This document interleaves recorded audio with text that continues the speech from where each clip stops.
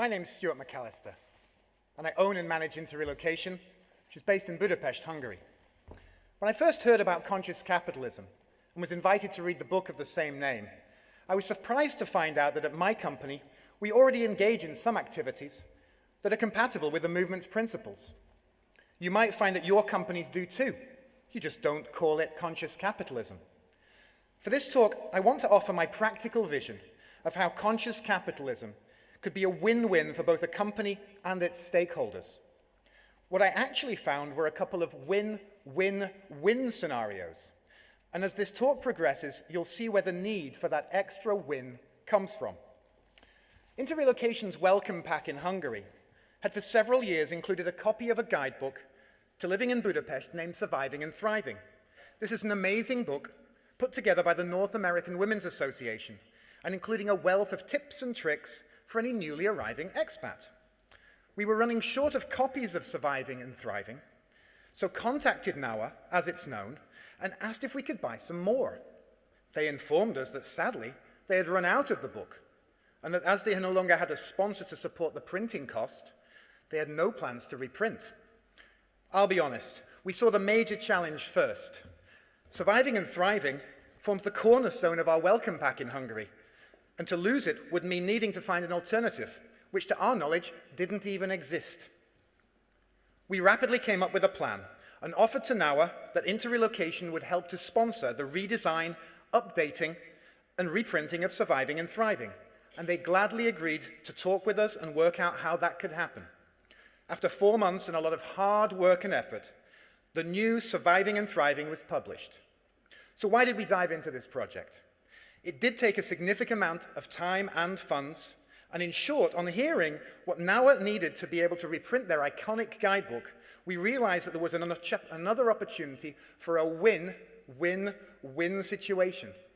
First of all, NAWA wanted to get its guidebook updated and republished, so it could give a copy to any new members. NAWA also wanted to sell copies of the book to the charities that it works with and give the proceeds there.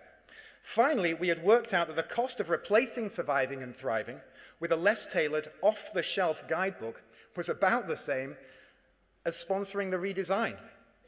In conclusion, the NAWA membership and wider community got an updated guide to the best of Budapest.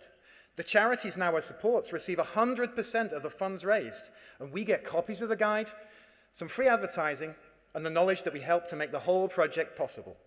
That's my first win-win-win. On the second example, this takes us to Slovakia. Our member company there, Relocation, has an innovative approach to their relationship with the immigration authorities. As members of the American Chamber of Commerce, they are given a seat at roundtable discussions with the ministry in charge of changes to the immigration law. As the only on-the-ground provider at that table, they have given advice several times on how changes to the process could be better implemented. This policy shows the parties involved that Relocation's management prefers to engage with stakeholders and help ensure that any new law is workable in practice. Our colleagues realize that they also provide a benefit to their competitors and ultimately to all foreign citizens applying to work or reside in Slovakia. But their vision is that they would rather spend the time working with the authorities to the benefit of all parties. Our colleagues also have a policy of meeting with the foreign police who manage the immigration process in Slovakia on at least an annual basis. Meeting with and talking to these key partners helps to foster a greater sense of cooperation. Relocation staff members are also trained to praise the officers they deal with when handling immigration cases. Being an administrator in a labor or immigration authority is a pretty thankless task, and I think this show of gratitude to those people who process the applications they submit is a fantastic idea and something we will certainly try to adopt elsewhere. This is clearly another win-win-win situation. Expatriates benefit from having reasonable conditions for their permit applications, courtesy of Relocation's engagement with the ministry. The staff of the authority are happier to cooperate with a partner that treats them with respect, and Relocation shows itself as a market leader in the industry. In conclusion, our conscious capitalism voyage of discovery has led us to understand that we already do practice these principles to a greater or lesser extent, And these policies form excellent building blocks for us to expand the concept of conscious capitalism within our businesses. You might want to examine your companies too and see whether you can find any win-win-win situations of your own.